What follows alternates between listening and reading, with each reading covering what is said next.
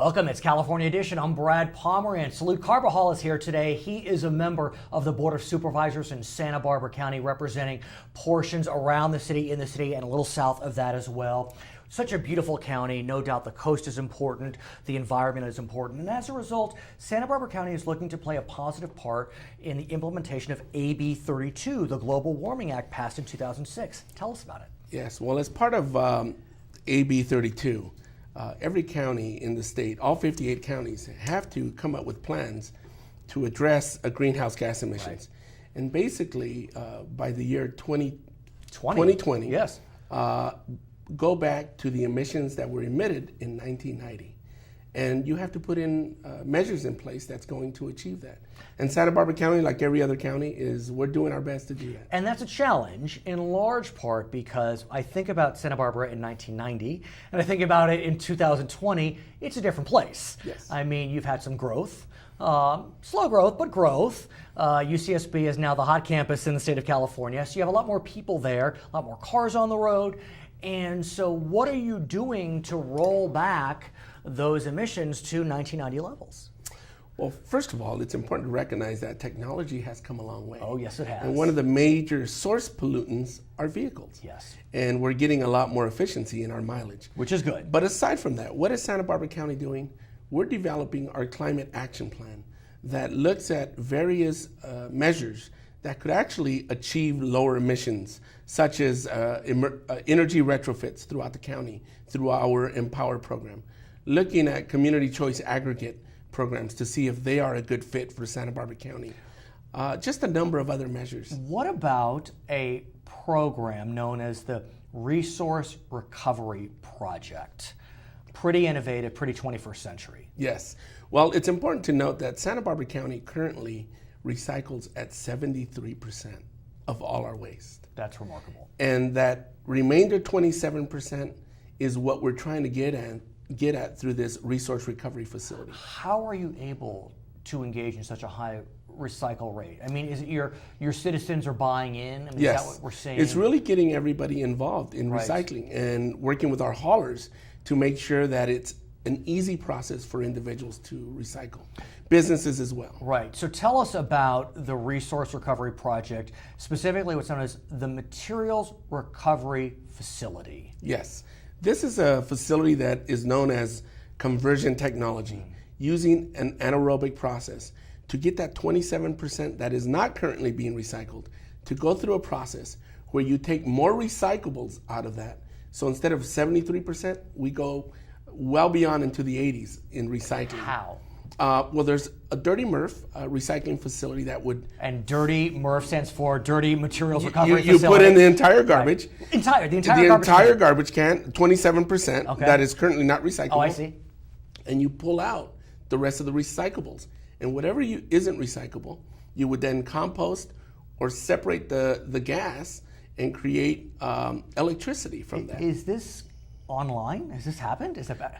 We're one of a few jurisdictions throughout the United States that's on the cusp of making this happen. There's a few others, I believe San Jose and a few Los Angeles is in the cusp of also working on these issues. When do we expect this Dirty MRF to open, if we know? Well, I would say in light of the remaining decision-making process that we have, I would say maybe within about 3 to 4 years. So this is really going online. This is going to happen. I mean, there's no doubt about it. We've marched forward. It's a collaborative between 4 jurisdictions. Santa Barbara County, the City of Santa Barbara, City of Goleta, City of Buellton, and that's 4. City of Solvang. It's actually 5. When we come back, I want to talk more about climate change, about the drought. For our viewers on HLN, I want to thank you so much for joining us. For our other viewers, we'll be right back. So, sir, I want to continue our conversation. There's no doubt that when we look at climate change, there are many experts, smarter than myself, of course, that would suggest that part of the reason why California is facing a drought is because of what we know as climate change. So I want to get a sense from you as a representative of Santa Barbara County on the Central Coast. How are you doing? How are your constituents doing? How are they responding, reacting to the drought? I have to think you have some ag in your area, Absolutely. Day in and day out. Well, no doubt it's having an impact on ag. Agriculture folks are looking at modifying the type of crops that they plant. They're concerned about the water availability, the supply that's going to fuel the growth in their various crops that they have planted. But on a broader scale, people are just concerned. What does it mean to not have water? It's essential to our living. And I think that people are looking to see what kind of measures can be taken to further conserve, to make sure that we stretch the water we do have a lot further. Now, as you know, the state passed a law giving jurisdictions that may not have already implemented provisions to allow for the imposition of fines, of penalties for those that are abusing water, wasting water. Has any jurisdiction in your county and or the county started to impose fines? Are you there yet? Well, in a matter of fact, we're close. I think we're there. Okay. There's a number of penalties that a number of our purveyors are implementing for individuals who surpass a certain baseline of water.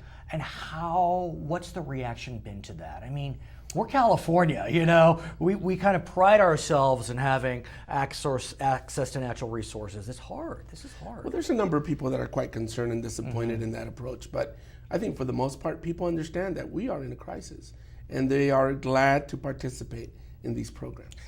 I would be remiss if I didn't speak with you about the tragedy that occurred in Isla Vista. It was around Memorial Day weekend. I mentioned to you I have a niece who attends UCSB. It's the happiest time of her life. She happened to have been not on campus when this happened, not in Isla Vista. Sir, I can't imagine what that day must have been like for you and your constituents. Well, it was a very tragic day for everyone involved. The entire community, the victims, the perpetrator, the families. Right. No doubt. It was a horrific day. I think our public safety personnel responded as best as they could, and we are now just grappling with what else could have been done, what else could be done now in the future to address circumstances like that. It's the individual that obviously committed this audacious crime was mentally ill. And what's so tragic about it is you often hear families putting their heads in the sand in the wake of a member who's mentally ill. That's not this family. I mean, we have heard the reports, the divorced parents driving up together because they knew their son was in crisis. They had contacted the sheriff. And, you know, it's like the best laid plans, and yet we still have these tragedies. Absolutely. I think some tragedies are unavoidable. Right, of course. But I think that it's incumbent upon all of us in the public policy arena to just re-examine what else can we do. You know, I don't want to be that Monday morning quarterback, but there are some that would say that the Santa Barbara Sheriff's Department, while acting admirably, maybe when they went to see the perpetrator a few months before the incident, maybe they should have done a background check to see that he owned 3 guns legally. Again, I honor our deputy sheriffs, but is that something that the county's looking at? That, you know, if you're going to do a welfare check, maybe take a few seconds just to see it, because he was a legal owner of guns. Maybe that information would have been valuable. Well, we're re-examining all our procedures to see if there's anything that could have been done better. But the law is the law as well, and there's some limitations as to what could be done. But we could always re-examine everything to see what else we could have done. Where does UCSB, where does Santa Barbara go from here? We're school starting again. Well, I think there's a number of governance issues beyond this particular case that have bubbled up. And I think Santa Barbara County, along with the university and the community at large, and the students are looking at these governance issues and examining what we could do better to increase the quality of life for residents of Isla Vista. And I think that's something we're collectively doing. I mean, it's such an oasis in so many ways, and for this oasis to be shattered in such a dramatic fashion in literally a moment of time. Absolutely. I'm an alum of UCSB, so I'm very familiar with the environment. Salud, I want to thank you so much for joining us. His name is Salud Carbajal. He is a supervisor in beautiful Santa Barbara County. My name is Brad Pomerantz. I want to thank you so much for joining us on California Edition.